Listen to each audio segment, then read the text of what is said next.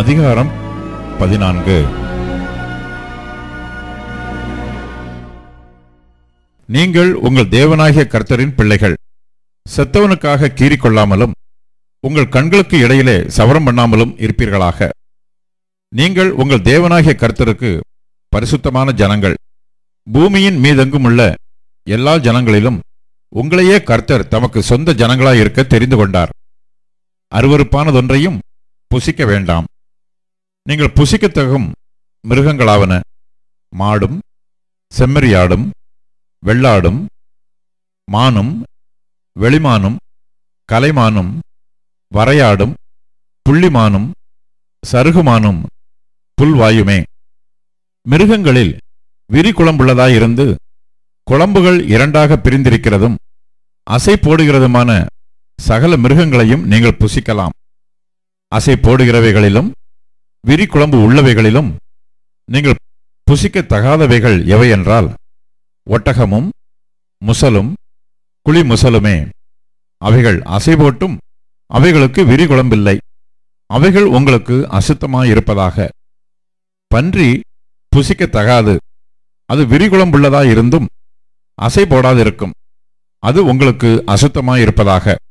இவைகளின் மாம்சத்தை புசியாமலும் இவைகளின் உடலை தொடாமலும் இருப்பீர்களாக. ஜலத்தில் இருக்கிற எல்லாவற்றிலும் சிறகும் செதிலும் உள்ளவைகளையெல்லாம் நீங்கள் புசிக்கலாம்.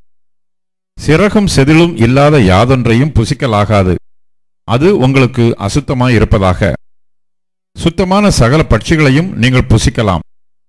நீங்கள் புசிக்கத்தகாதவைகள் எவை என்றால் கழுகும், கருடனும், கடலூராஞ்சியும், பைரியும், வல்லூரும், சகலவித பருந்தும், சகலவித காகங்களும், தீக்குருவியும், கூகையும், செம்புகமும், சகலவிதமான டேகையும், ஆந்தையும், கோட்டானும், நாரையும், கூளக்கடாவும், குருகும், நீர்க்காகமும், கொக்கும், சகலவித ராஜாளியும், புழுக்கொத்தியும், வௌவாலுமே. பறக்கிறவைகளில் ஊர்வன யாவும் உங்களுக்கு அசுத்தமாயிருப்பதாக. அவைகள் புசிக்கத்தகாதவைகள். சுத்தமான பறவைகள் யாவையும் நீங்கள் புசிக்கலாம். தானாய் இறந்து போனதொன்றையும் புசிக்க வேண்டாம். உங்கள் வாசல்களில் இருக்கிற பரதேசிக்கு அதை புசிக்க கொடுக்கலாம், அல்லது அந்நியனுக்கு அதை விற்று போடலாம். நீங்கள் உங்கள் தேவனாகிய கர்த்தருக்கு பரிசுத்த ஜனங்கள். வெள்ளாட்டுக்குட்டியை அதன் தாயின் பாலிலே சமைக்க வேண்டாம்.